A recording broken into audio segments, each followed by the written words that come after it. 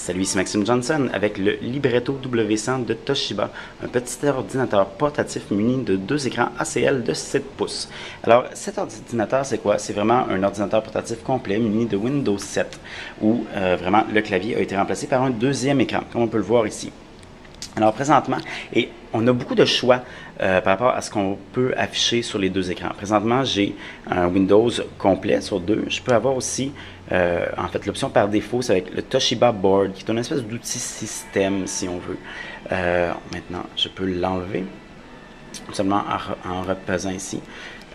L'ordinateur est muni d'un accéléromètre, alors théoriquement, lorsque je le mets sur le côté, il devient en mode e-book et ça change. Présentement, c'est un prototype, alors ça ne marche pas encore très bien, c'est un petit peu lent. On me dit que le vrai modèle devrait fonctionner beaucoup mieux. Alors voici, je l'ai de ce côté. Donc ça, c'est en mode e-book, donc comme ça. Donc si on veut lire, ça peut bien se faire. Ceci dit, ce n'est pas vraiment un écran qui est fait pour lire, là. Il reflète quand même beaucoup la lumière, comme on peut me voir ici d'ailleurs dans l'écran. Alors, puisque c'est un écran qui est en bas de l'ordinateur, celui-ci est muni d'un clavier virtuel. Ça, c'est quelque chose que je trouve que Toshiba ont vraiment bien réussi, parce que, comme on va le voir, l'ordinateur est muni de plusieurs claviers selon ce qu'on veut. Alors ici, j'ai le clavier QWERTY avec les grosses lettres. Et là, je pèse. Voici, là, j'ai un clavier disons, intermédiaire. J'ai ensuite un clavier QWERTY complet, comme ça, avec des plus petites lettres. Par exemple, il faut vraiment vouloir avoir accès aux lettres F, parce que sinon, ça ne sert à rien. Et très intéressant, maintenant, le prochain, j'ai ici un clavier à pouce pour le tenir vraiment, donc plus comme on écrirait avec un ordinateur, un smartphone, un téléphone intelligent. Alors ça, je trouve que c'est vraiment une chouette idée, parce que souvent, ça... vraiment, Toshiba profite du fait que c'est un écran et offre plusieurs modèles de clavier.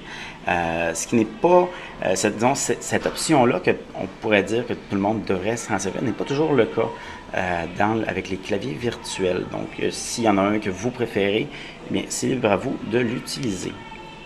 Alors, je vais revenir au mode de base. Donc c'est ça, comme on peut voir, il est très petit. Au niveau des ports, c'est quand même assez limité par contre. On a un port USB sur le côté, on a un port audio pour les écouteurs. En haut, j'ai un port pour carte SD. Et ici, présentement, c'est pas encore là, mais ça va être un module 3G. Alors, ça va être offert en option. Alors, le Libretto W100 de Toshiba devrait être offert au mois d'août à partir de 1100 $ au Canada. Il pèse 819 grammes, très léger, quand même très joli. Pour avoir plus d'informations, je vous invite à consulter mon site web www.maximejohnson.com/techno.